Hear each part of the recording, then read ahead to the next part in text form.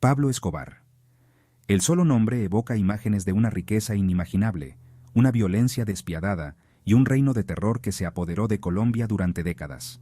Nacido en la pobreza en 1949, los primeros años de vida de Escobar estuvieron muy lejos de la existencia opulenta que llevaría más tarde. Comenzó siendo un pequeño ladrón que recorría las calles de Medellín. Pero la ambición ardía con fuerza en Escobar. Ansiaba poder, respeto y, sobre todo, riqueza. El floreciente comercio de cocaína en la década de 1970 le brindó la oportunidad perfecta. Escobar vio la oportunidad de salir de los barrios marginales y reclamar su lugar en el mundo. Era un hombre de negocios astuto, que reconocía las inmensas ganancias que se podían obtener del tráfico de cocaína. Comenzó introduciendo de contrabando pequeñas cantidades en los Estados Unidos. Su ambición no conocía límites. Escobar no se contentaba con ser una simple pieza más en la maquinaria del narcotráfico. Él imaginaba un monopolio, un imperio integrado verticalmente bajo su absoluto control. Invirtió sus crecientes ganancias en aviones, laboratorios de procesamiento y rutas de contrabando. Cultivó un séquito leal, reclutando y entrenando a un ejército de sicarios, asesinos despiadados que eliminarían cualquier obstáculo en su camino. Con cada envío exitoso, la riqueza y el poder de Escobar crecían exponencialmente. Se transformó de un delincuente de poca monta en el patrón, el capo indiscutible del cartel de Medellín y uno de los criminales más poderosos que el mundo jamás haya visto. Su reino de terror apenas comenzaba. Bajo el liderazgo de Escobar, el cartel de Medellín reforzó su control sobre Colombia. Ya no se trataba solo de cocaína, sino de poder. Escobar se infiltró en todos los niveles de la sociedad. Sobornó a políticos, jueces y policías, asegurándose de que sus operaciones se desarrollaran sin problemas. Aquellos que rechazaron su dinero, a menudo se encontraron mirando el cañón de un arma. La influencia del cartel se extendía mucho más allá de las fronteras de Colombia. Escobar comprendía el poder de la logística. Estableció sofisticadas rutas de contrabando, trasladando toneladas de cocaína a los Estados Unidos y Europa. Construyó una flota de aviones, incluyendo Learjets, e incluso un avión de transporte Hércules C-130. Su red se extendía por todos los continentes, lo que lo convertía en uno de los criminales más exitosos del mundo. La crueldad de Escobar era legendaria. Gobernaba a través del miedo y la intimidación. Sus sicarios, a menudo simples adolescentes, cumplían sus órdenes con escalofriante eficiencia. Asesinaron a jueces, silenciaron a periodistas. Los políticos que se atrevieron a oponerse a él tuvieron finales espantosos. El mensaje de Escobar era claro: lealtad o muerte.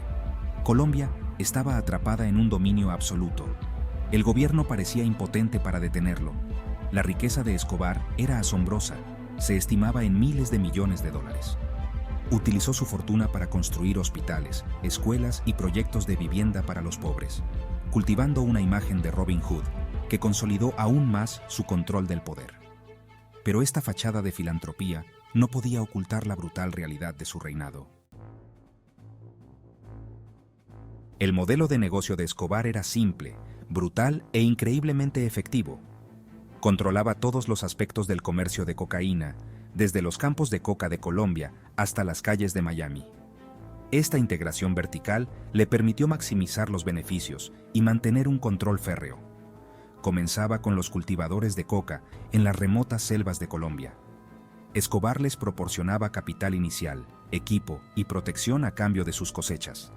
Luego, supervisaba la transformación de las hojas de coca en pasta de cocaína y finalmente en el polvo blanco que alimentaba su imperio. El transporte era la obra maestra logística de Escobar. Explotaba todas las vías disponibles. Aviones pequeños volaban a baja altura sobre el Caribe, lanzando su cargamento ilícito a lanchas rápidas que los esperaban. Se utilizaban aviones comerciales y los funcionarios corruptos hacían la vista gorda cuando las maletas llenas de cocaína pasaban por los controles de seguridad. Los submarinos, algunos semisumergibles, otros totalmente sumergidos, transportaban toneladas de cocaína a través del océano. La red de distribución de Escobar en los Estados Unidos era igualmente amplia y sofisticada. Utilizaba bandas callejeras, funcionarios corruptos e incluso empresas legítimas como fachada para su operación. Inundó las ciudades estadounidenses con cocaína, alimentando una epidemia nacional de adicción y violencia. A medida que el poder de Escobar crecía, también lo hacía su paranoia y su crueldad. Declaró la guerra al gobierno colombiano, desencadenando una ola de narcoterrorismo que puso al país al borde del abismo. Los atentados con bombas, los asesinatos y los secuestros se convirtieron en algo habitual. Nadie estaba a salvo, ni los candidatos presidenciales ni los ciudadanos de a pie. Uno de los actos más horribles del reinado de Escobar fue el atentado con bomba contra el vuelo 203 de Avianca en 1989. Escobar sospechaba que un candidato presidencial iba a bordo y ordenó que se destruyera el avión. La bomba mató a las 107 personas que iban a bordo, entre ellas 3 estadounidenses.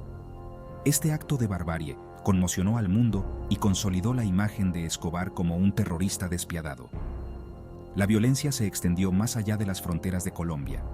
Los sicarios de Escobar operaban con impunidad en Estados Unidos y otros países. Asesinaban a testigos, intimidaban a jurados y silenciaban a cualquiera que se atreviera a interponerse en su camino.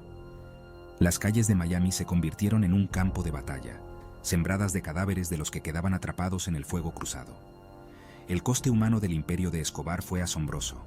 Miles de colombianos perdieron la vida, atrapados en el fuego cruzado de su guerra contra el Estado.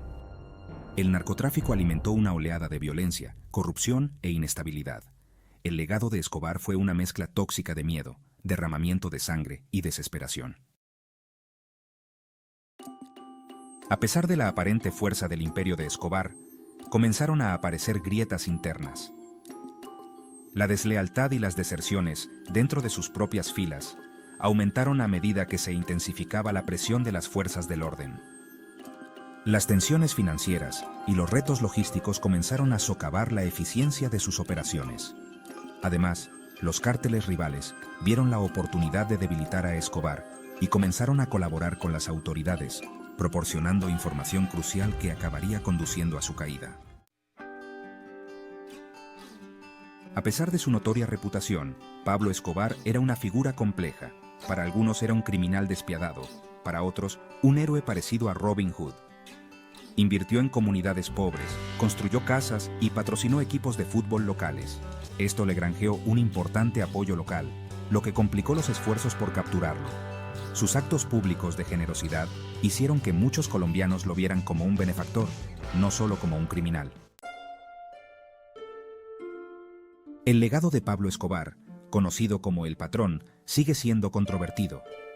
Aunque dejó tras de sí un rastro de destrucción y dolor, su impacto en el panorama social y político de Colombia es innegable. El vacío de poder que creó su muerte provocó una reorganización del narcotráfico, con la aparición de nuevos cárteles y la reafirmación del poder de los antiguos. Además, su vida ha inspirado innumerables libros, películas y programas de televisión, lo que refleja la fascinación imperecedera del mundo por una de las figuras más infames de la historia.